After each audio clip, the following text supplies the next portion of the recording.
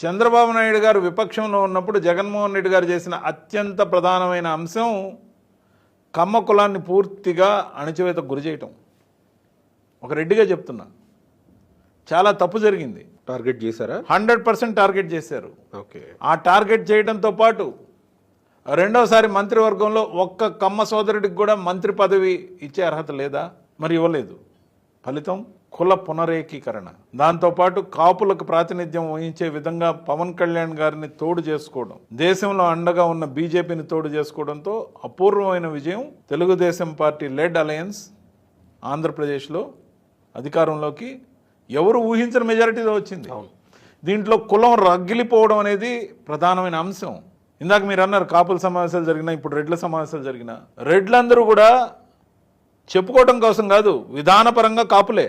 ప్రతి రెడ్డి కాపే. కాపుల్లో అనేక కులాల్లో